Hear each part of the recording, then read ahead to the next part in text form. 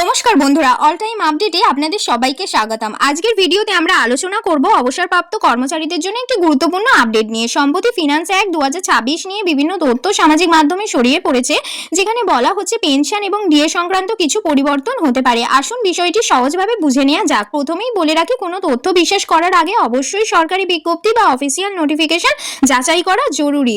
বর্তমানে অনেক পেনশনভোগী ডিএ বৃদ্ধির সুবিধা পান, যার ফলে সময়ের সঙ্গে সঙ্গে তাদের পেনশনের পরিমাণও বৃদ্ধি পায়। কিন্তু বিভিন্ন সূত্রে দাবি করা হচ্ছে যে ভবিষ্যতে পেনশন গণনার পদ্ধতিতে পরিবর্তন আনা হতে পারে। এর ফলে অবসরপ্রাপ্ত কর্মচারীদের আর্থিক অবস্থার উপর প্রভাব পড়তে পারে।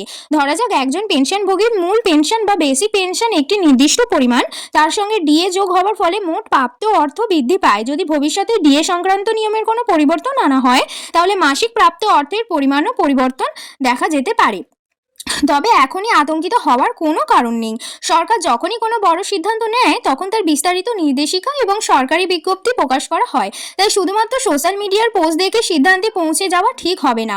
আমাদের পরামর্শ থাকবে, আপনারা সরকারি ওয়েবসাইট এবং নির্ভরযোগ্য সংবাদ সূত্রের ওপর নজর রাখুন। কোনো নতুন অফিসিয়াল আপডেট প্রকাশিত হলে আমরা সবার আগে আপনাদের কাছে সেই খবর পৌঁছে দেওয়ার চেষ্টা করব। ভিডিওটি যদি আপনাদের উপকারী মনে হয়, তাহলে একটি লাইক দিন, বন্ধুদের সঙ্গে শেয়ার করুন এবং অল টাইম আপডেট চ্যানেলটিকে সাবস্ক্রাইব করে বেল আইকনটি প্রেস করে রাখুন। ধন্যবাদ। সুস্থ থাকুন, সচেতন থাকুন এবং সবসময় আপডেটে থাকুন। Thanks for watching.